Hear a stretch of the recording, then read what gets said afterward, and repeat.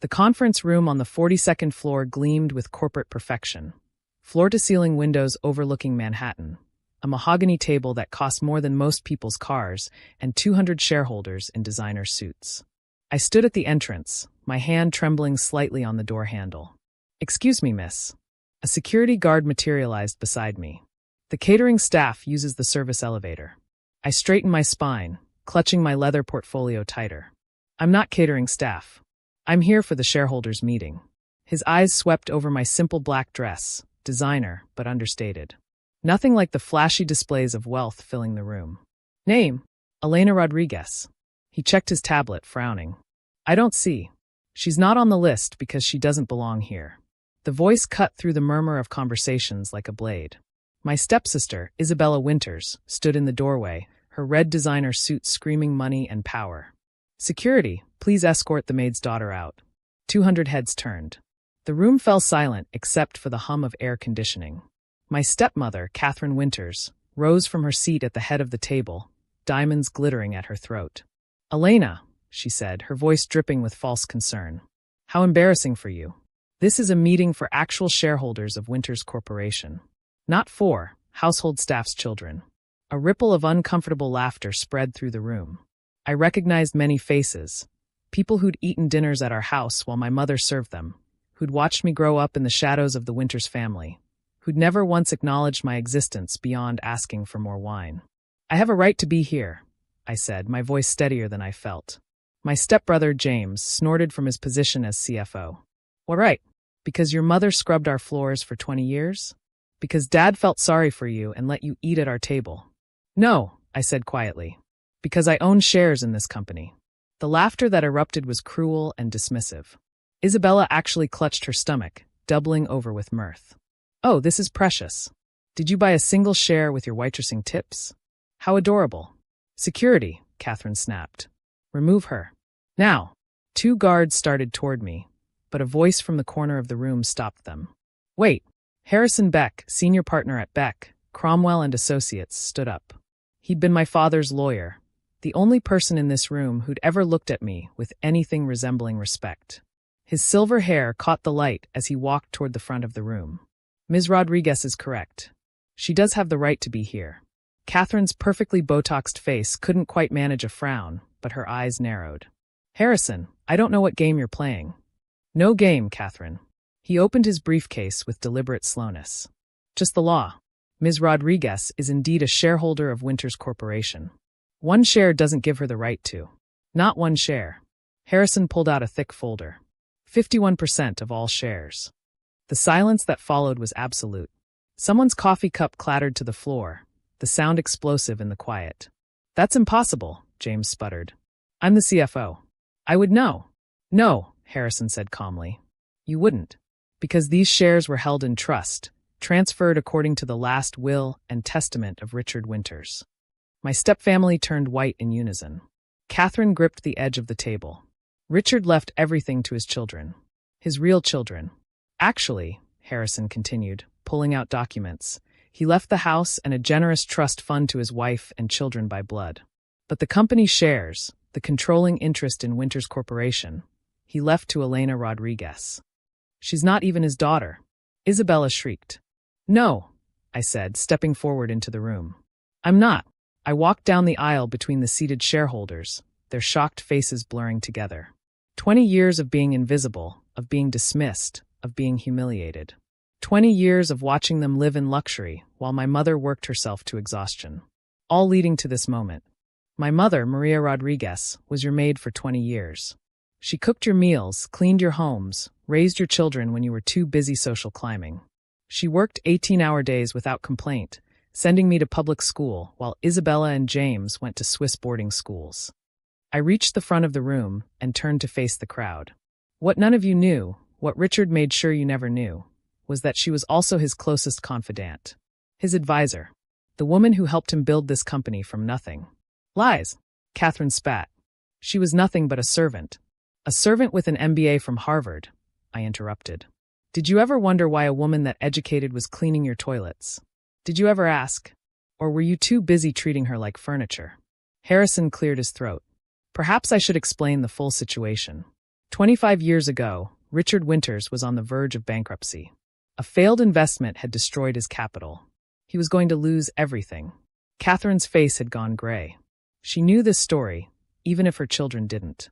Maria Rodriguez, Harrison continued, invested her entire life savings, her inheritance from her father's estate in Mexico, into Richard's company. She became a silent partner, working as a maid to keep her involvement secret from competitors who would have exploited the information. That's ridiculous, James said weakly. Why would she? Because she believed in him. Because she was brilliant at market analysis. Because she loved him. The words hung in the air. I watched Catherine's face crumple as the truth she'd always suspected was confirmed. Not romantically, I clarified, though the damage was done. My mother loved Richard like a brother. They were friends from college. Did you know that, Catherine? Before my mother's family lost everything in a political upheaval? Before she came here with nothing but her education. I opened my portfolio and pulled out a photograph.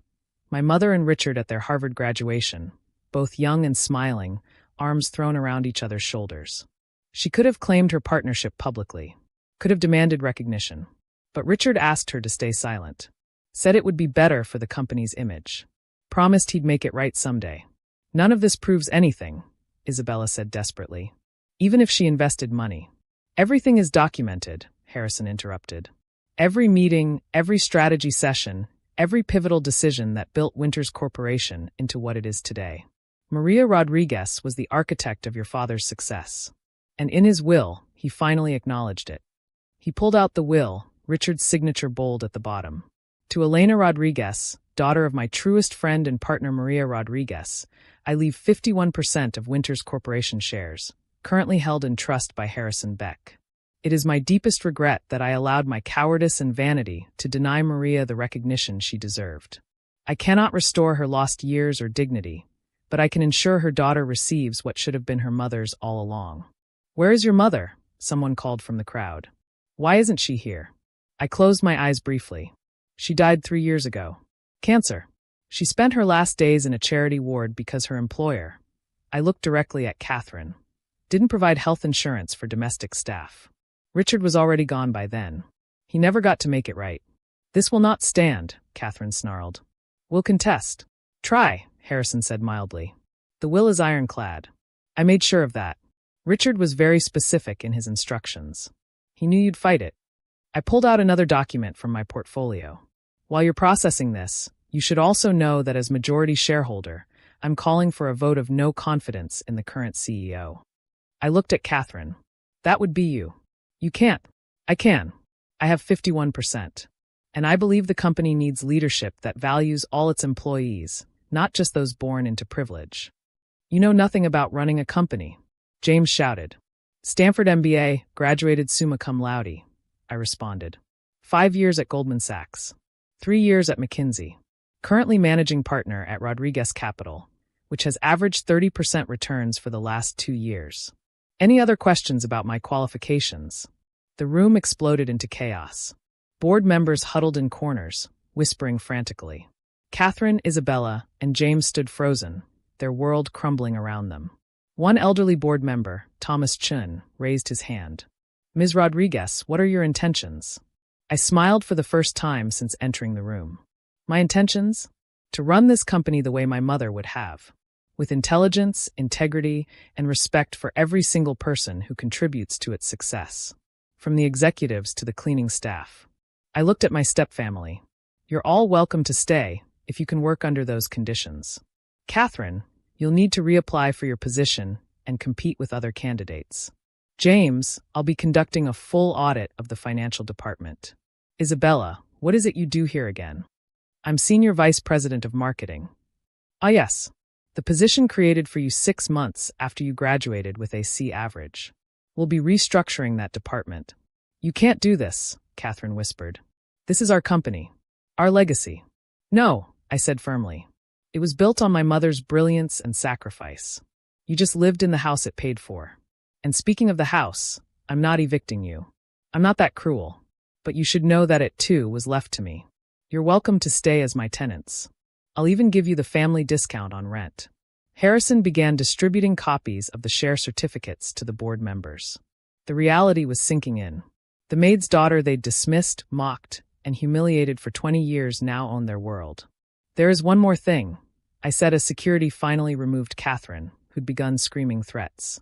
"Effective immediately, all Winters Corporation employees will receive comprehensive health benefits, including domestic staff.